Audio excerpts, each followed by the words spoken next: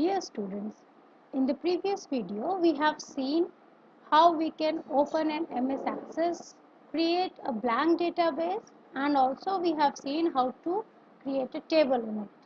Now today in this video we are going to revise the windows. We are going to understand what are the different components does an MS Access window has. So this is the datasheet view that we can see, right? So over here you can see this is quick access toolbar on the top, and this is the title bar which has got the name with which we are going to save the file, and that will be displayed on the title bar, right? And these are the different tabs that we are having. There is file tab, then we have got the object tab over here where we can see the name of the table, and then this is a group, so lots of grouping tab can be available. This is the dialog launch or dialog box launcher. This is the navigation pane which will help you to move from one form to another, report or tables, to move from one object to another, right? So this portion is very important, you should know it. There is record selector over here, then there is status bar, and this are the different views buttons. So whatever different buttons you have got, view buttons, you can have it. Okay, so uh, these were the different components, right?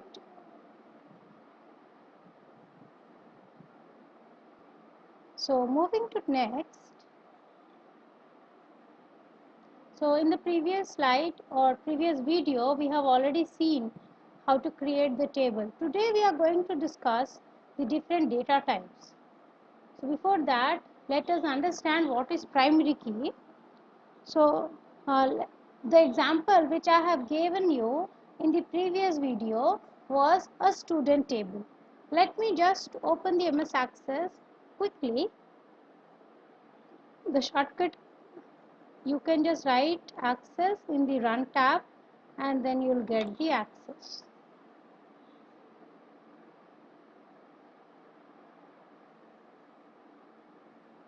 Okay, I have got my database over here. I'm just opening it so that I can work on the same table that I have created for you in the previous table.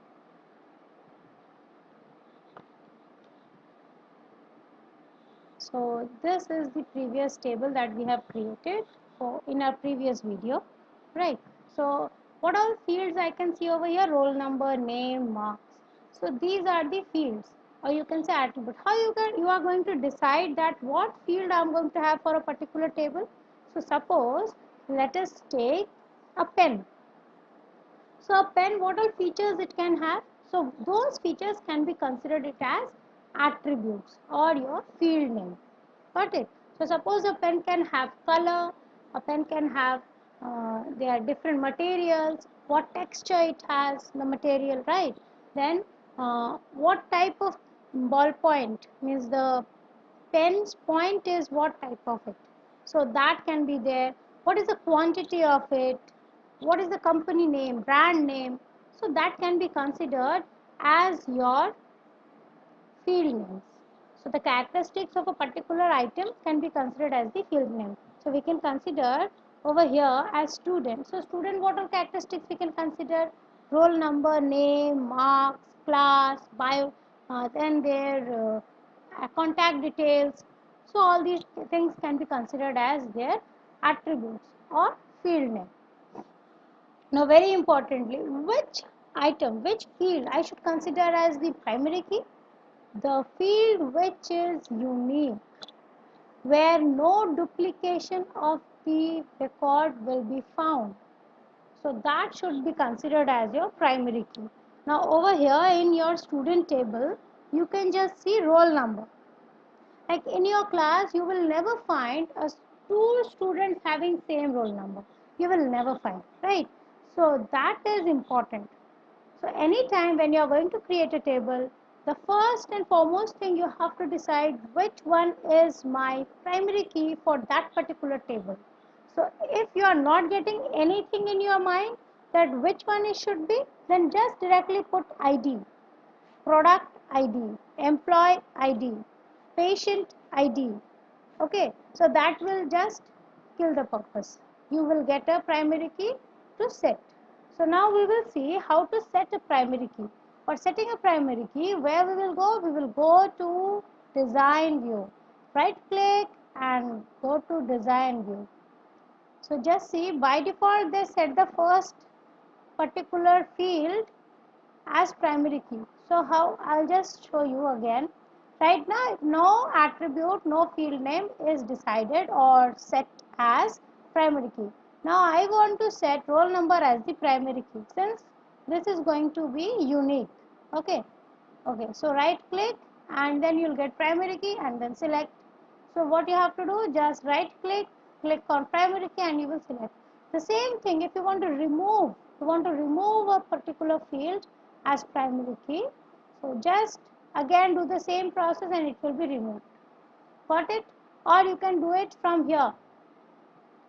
Clicking on the primary key tab. So this button is available over here. So you can get it from the tools group. Right? So these things can be done. You can also set name as primary key, but will that furnish my purpose? No, this will not be because name can be duplicate. So I will never select name as my primary key. So I'll just remove it. Got it? So this is done. Now we will go for the data type so that it becomes easier for you to understand. We'll just quickly revise the different data types. So data type is nothing but the type of data that you are going to enter. So in the data sheet view, what type of data you want to enter, based on that we will decide the data type. Okay, suppose roll number, what type of data you want to enter? You will definitely want to enter numbers. So I have selected auto number. Why I have selected auto number? Because they will generate the numbers automatically. You don't have to enter. Automatically the numbers will be generated. Right? Then name. Obviously I would like to enter some text file. Maybe some name means strings, some alphabets. Obviously I would not like to write 1, 2, 3, 4 as my name. So that we will be requiring as text. Then marks. For marks, I would definitely want numbers because I want to enter 4, 5, 6, 7, 42, 82 like that. So that for that we will be taking numbers. So now coming back to our PDF. So here you have got a list of data types available. First is text. Please remember what data type and what is its purpose. This you should remember. This we have already discussed the entire thing in our class. It is just for your revision. It will help you to revise. So text, this is used for getting maximum 255 characters.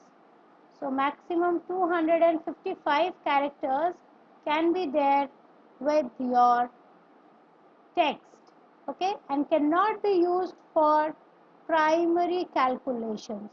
So cannot be used as primary calculations. Got it? So this is very important because obviously if I am having alphabets I cannot work with the numeric calculations.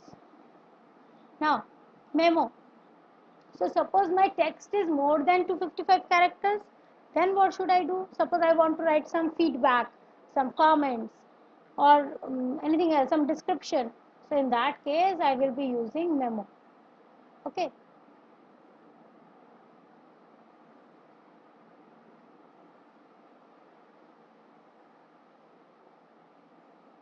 Now coming back to the next one, number. Number will give me one integer area where I can enter my integer numbers or just to have my arithmetic calculations properly. Okay, it also holds symbols, decimal points, commas. So all those can be done with the help of number. So if you write 45, 35 or 45.35, so all these can be done with number. Then is date time. Date time is used for storing. Obviously with the name itself you can understand, it will help you to store dates and times. Currency will help you to store monetary values. Then auto number, which I have just now explained, auto number will be used to store sequential numbers for each record, and automatically it will generate the numbers. Yes no is used to represent the logical values, maybe true, false, yes no, boolean values you can say. Then OLE objects, it will store objects that is created in another application like MS Word, Excel. So those links will be stored in MS Access table with the help of OLE objects. Okay, then we have got hyperlink. Hyperlink is again used to store any links of any email address or websites like that. Then lookup wizard. Lookup wizard is again an important thing to store a list of data in a particular column, so that we don't have to type it, we can just go click and select. I'll show you practically also how to get the lookup wizard in your table. Then there is attachment. So this works only in 2007 and 2010, not in others. So you can attach data files from word processing programs, spreadsheets like your MS Excel, graphic editing programs and so on. So you can attach files from there with the help of attachment. Then is calculated. Calculated is again very important. That helps you to calculate a particular data. Suppose you have got cost price and then the selling price. So all these will come with the help of calculated. Okay. Now we'll understand description. Here in the MS Access you can see in the design view you have got field name. Three particular columns are available: field name, data type and description. We have understood what all field name we can have for a particular table. Data types we have just now understood. Now description. Description is the area where we will be writing the particular detail of that particular field name. Suppose for roll number, in description you can write that enter the roll numbers of your student. Then name, enter the student's name in alphabets only. Okay, do not put any comma. So all those things, all those details you can put, that will help the other user while they will be using your MS Access. So this was all about. Now you can see the design view. This is the design view. You are already seeing this field name, data type, description box and panes in which the fields are created. So these are the panes. Got it? And these are the field properties. So now we will be discussing field properties. Finally, just quickly understand there is a shortcut key called F6 to move up from the upper pane. So I'll just show you how this F6 is working. I am just pressing F6.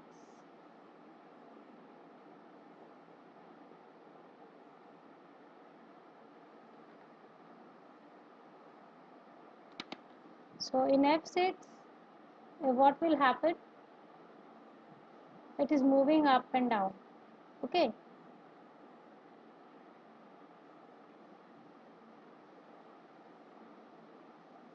So this, let's understand the field properties.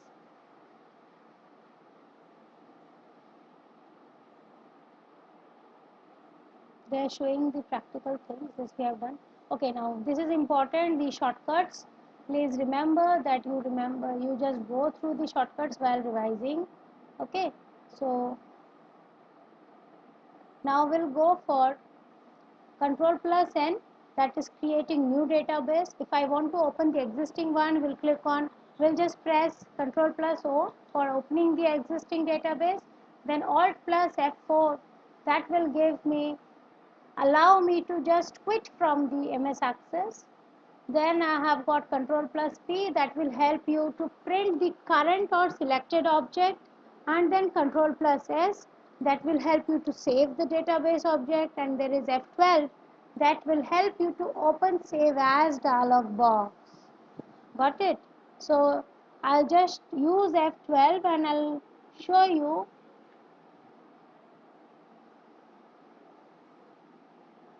Let me go back over here and here.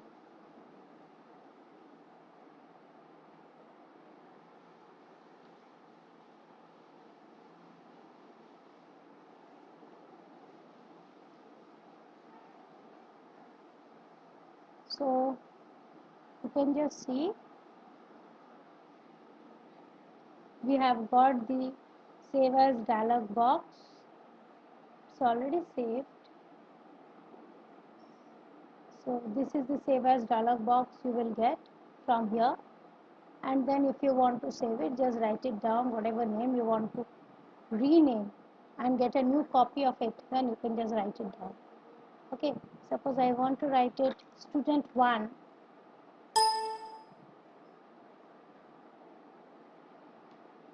So just see another table you have got as student 1. Okay, so all these are there. Now you have already understood how to set a primary key and all. This we have done. So this is the definition. A primary key is required for every table to identify records uniquely. So any field which identify the records uniquely, that is called your primary key. Now these are the basic properties. So if anyone asks you, suppose I have got a table and they have asked you that I have got these fields. So which field should be considered as primary key? Then you have to consider that what values it can have.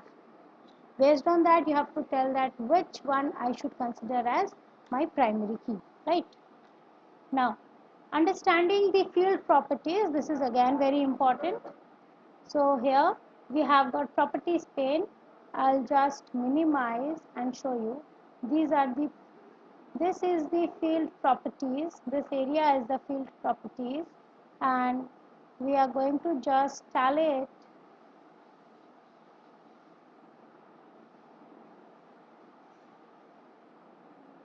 I'll just show you.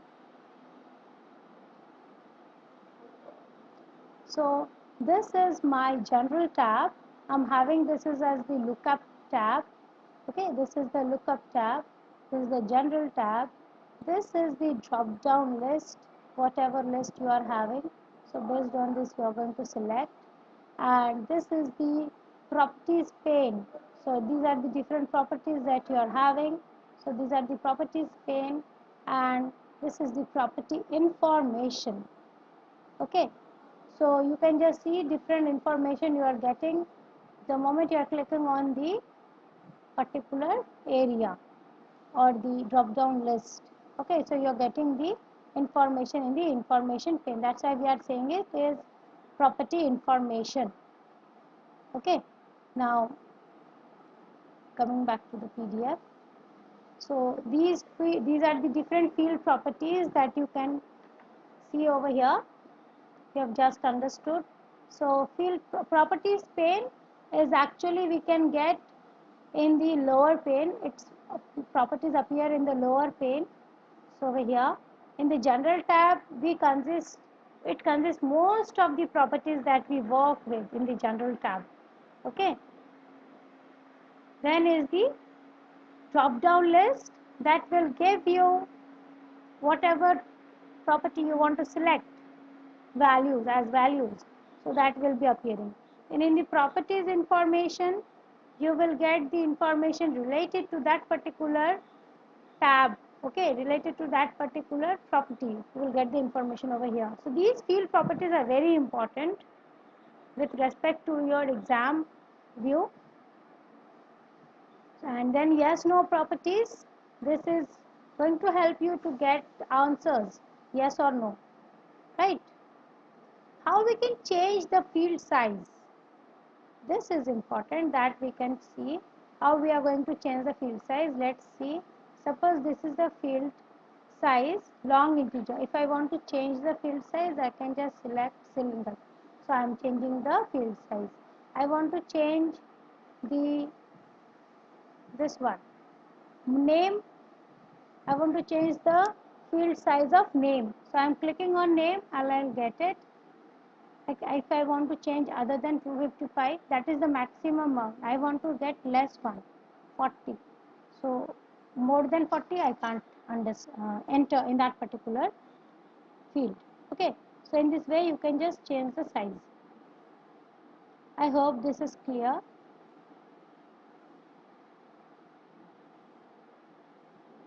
Okay, coming back to this, so you can just see text, number, auto number. You can just have this. We have just seen it.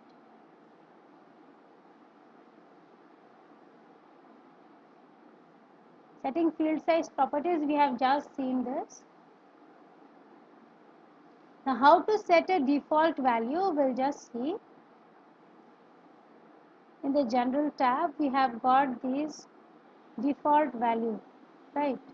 We'll just see down over here. We have got, let me show you.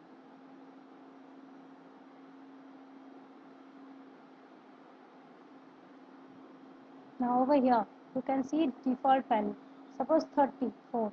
Okay, I have written 34 as the default value. Now what will happen?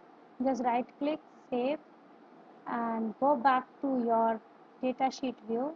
Just see automatically the value 34 will come. If you want to change, you can definitely change. But if you do not enter, then this will be 34 as it is. Okay. So this was all about setting default value.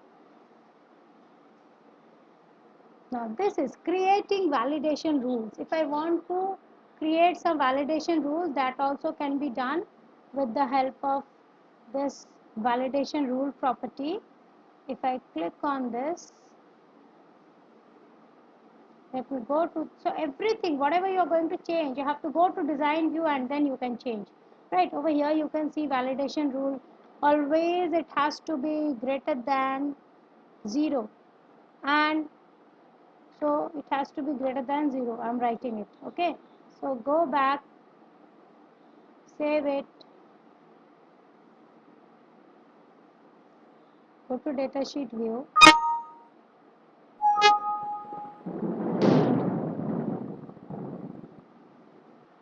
So here in this design datasheet view, you can see if I enter -1, it will not take, it will give me error because I have set the validation rule that I have to get the data greater than 0, so it will not allow. Okay, so here like this we can enter the validation rule. So with this we are ending our chapter. So just saving and closing we have understood. Now adding records, that also we have seen how to add records and all, right? So nothing left. So kindly practice, and the question answers and all have been given to you in PDF format. So kindly go through it. Thank you.